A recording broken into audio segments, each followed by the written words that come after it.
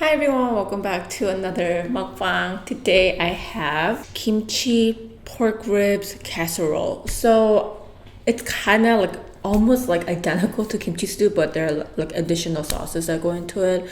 The main protein is pork ribs. I guess like a key. I know I didn't really cook. I didn't show you guys how I cooked it, but I think the key is to boil the pork before you add it with the kimchi and kind of boil it together. I think it helps with the smell and it takes out excessive oil if depending on I guess how much the oil the pork has or like the fat it has. I do have potatoes, onions, and mainly kimchi and pork. So that's really it. On the side, I have roasted seaweed paper just to eat it with my rice. I have a lot of rice. I'm ready for this. My sparkling Kirkland. I did want something a little bit more like creamy because I knew like this is probably pretty sour. And also, I guess it depends on how much sourness you want out of this casserole, but you do want to remove excessive like garnishes or like ingredients from the kimchi. Like you want to use very fermented kimchi, so you want to squeeze out a little bit of the juice and shake off the excessive ingredients on it. If not, it's gonna just become too sour because you are using a very fermented kimchi.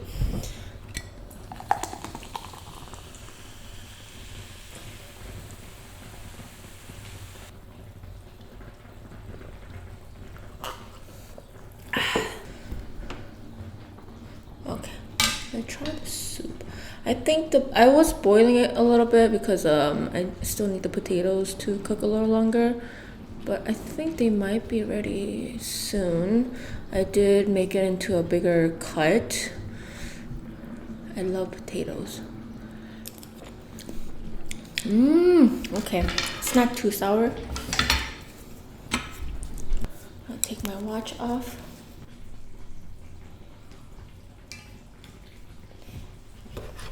Gonna get a little bit of kimchi.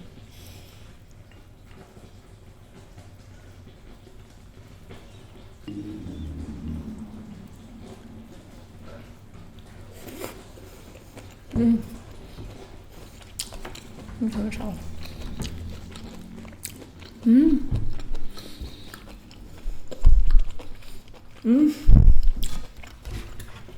my god, just the kimchi stuff and a little bit of that pork flavor is so good.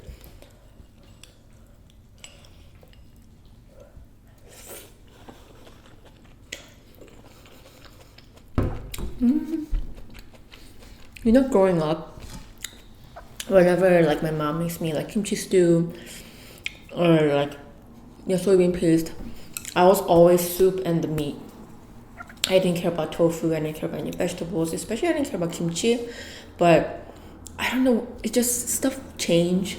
And I love kimchi, and I think the first thing that I go for whenever I have these kind of soup now is kimchi and the vegetables.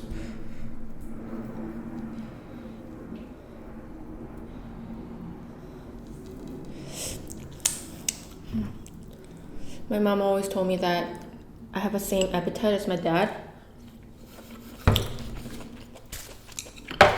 I don't know anymore because my dad loves meat, but I'm like more vegetable kind of person. I wonder if the meat will just come off, like slide off. I'm gonna still show this to you guys. I can't get too close to the table because my belly's in the way. Okay. Ooh, I think that's still good. I got like 2 big pieces like this. Since I'm eating alone anyways. I don't know why I got this metal spoon. Okay. Want to get a little bit of the soup. And then put meat on here.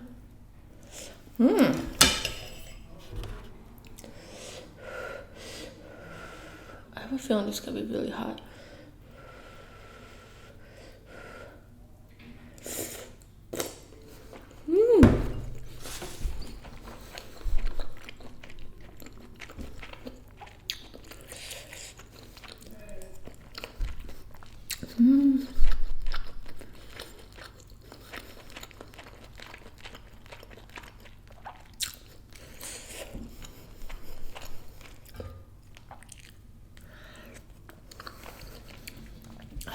I'll get a different spoon.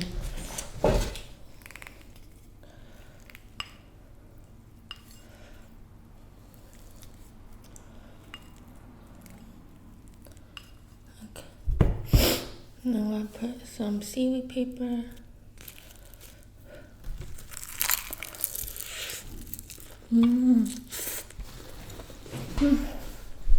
It's uncomfortable.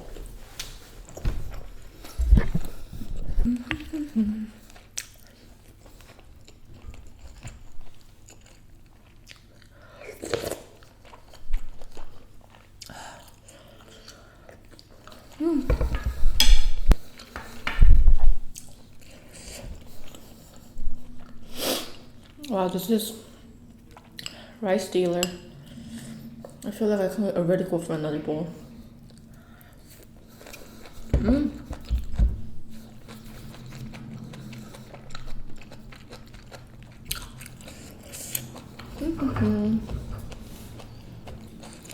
Try the potato. Like I'm not 100% sure if these are fully ready. Okay, I'll try this one. But I don't like it overly cooked either, you know? Okay.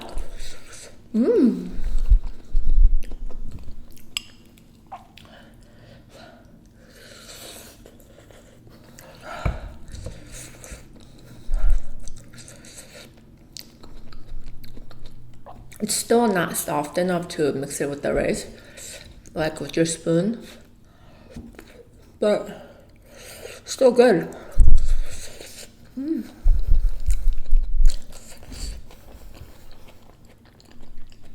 My gosh, this kimchi is fire.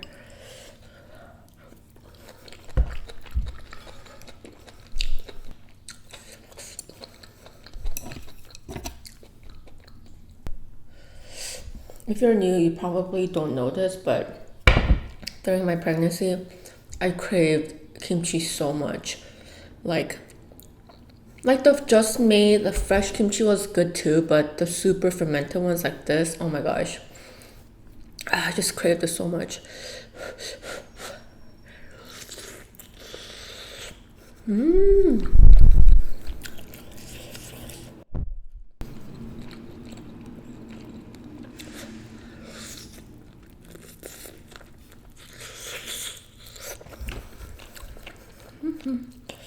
There are these awkward ones where like you can't really see the bone, but there's bone in there, so you have to eat around it. Kind of annoying.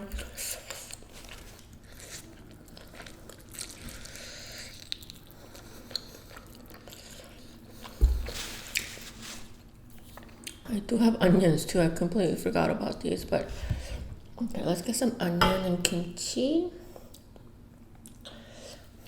And then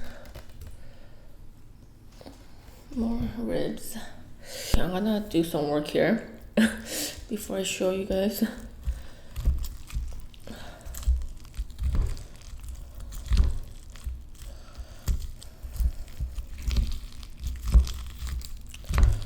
Okay, this one's gotta be massive. Rice, some pork, and onions, and last but not least, kimchi. Like this. I need to change my hand. I am not a lefty.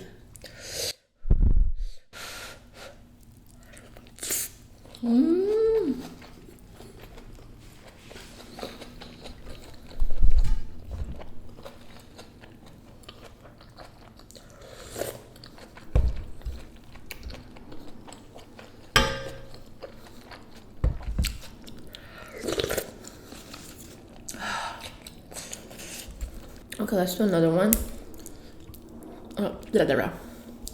But this time, let's add some seaweed paper. It doesn't fall off as easily as I wanted it to, but hold on, let me just. So, I know you can't see shit, but my meat's not coming off, so what we're gonna do is just a little bit of rice And then let's get some onions on here. More onions. Onions are good for you. Some kimchi. And then seaweed paper.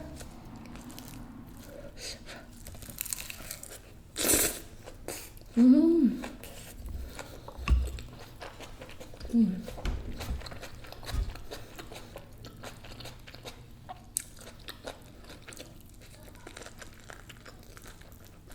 Mm.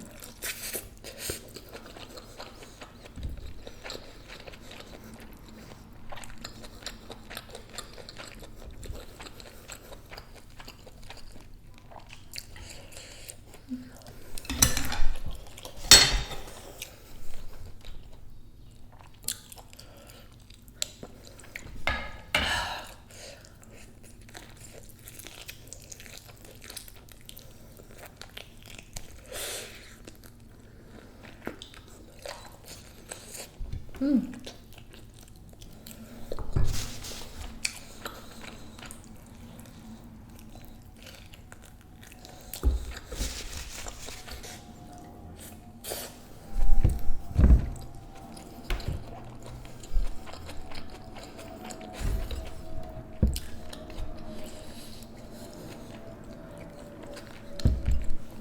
Mm.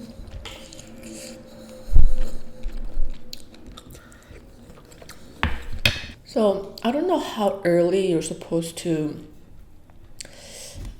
name your kid. I don't know how early or how late you guys did it, but I know that you still have a few days or weeks after you give birth to name your kid.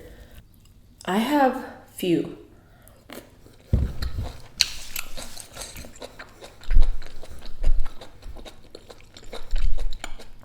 As in, I have one English name and one Korean name.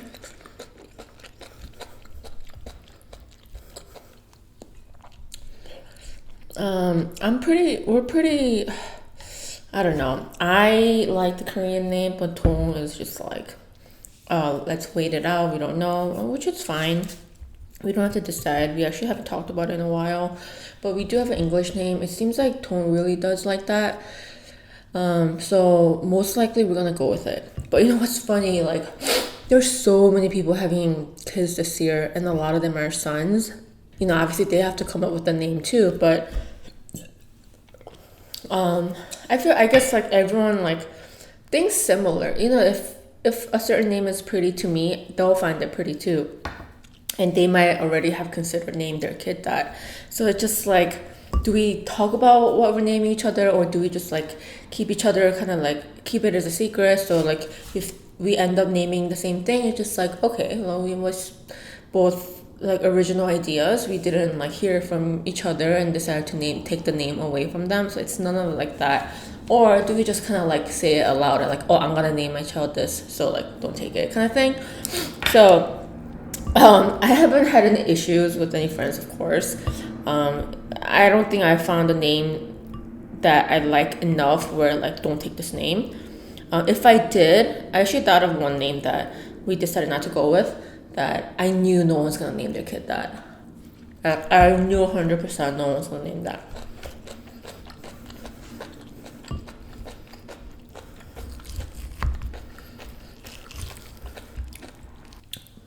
This one came off beautifully. Mm.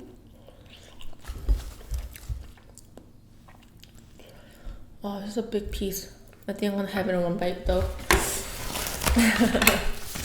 Ho ho ho. So what did you guys do? Did you like, if you, I mean, obviously if you had your kid already, how long did you wait? Or like, what was your resource? Let's see it. It's a big bite.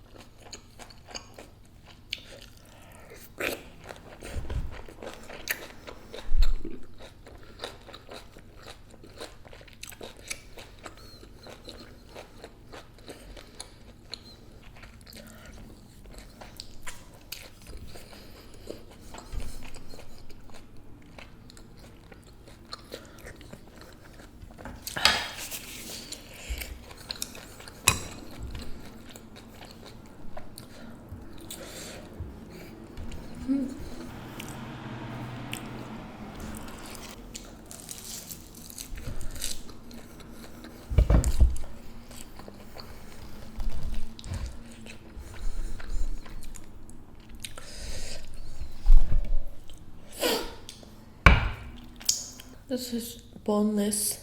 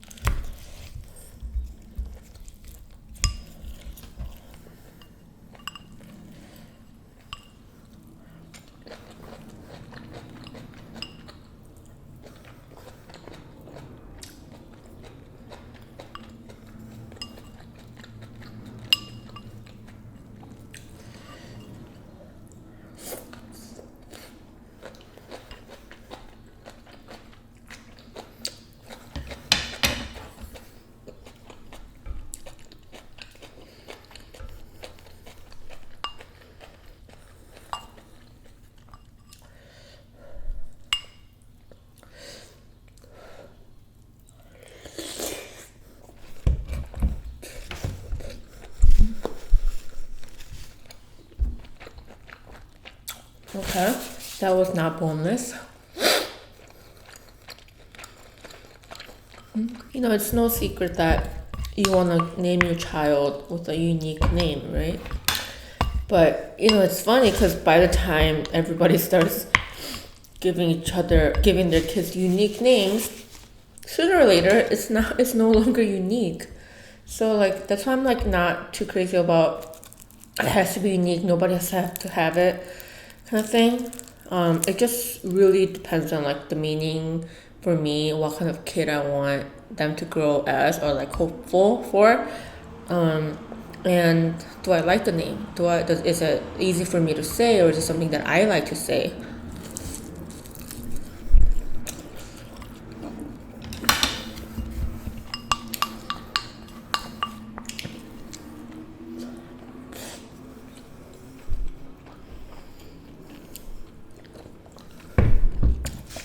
I'm not sure how it goes with like different cultures, but in Korea, it's pretty common for like one of your family members or your parents, your in-laws, like they offer and name your kid.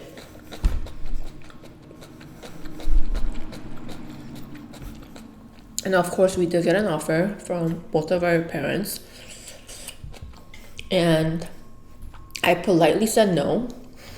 Hopefully I was polite enough. To me, it's just like, I don't know. It's like, I mean, like their grandkid, but then it's still like me and Tong's child. And it just felt right to name my own child. To me, it just like made more sense. And I think I just had to. And some people are completely okay with like receiving suggestions and all that.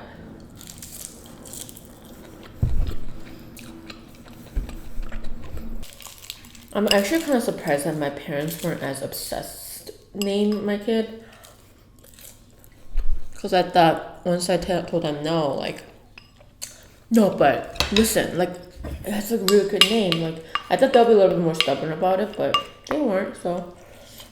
It was an easy conversation.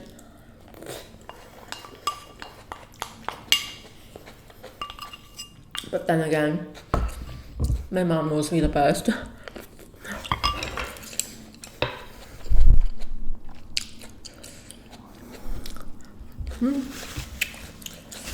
That was delicious. Okay, I am going to end the video here today. I hope you guys enjoyed today's mukbang. Make sure to subscribe and give this video a thumbs up, and I'll see you guys in the next video. Thank you so much for watching. Have a good day, guys. Bye.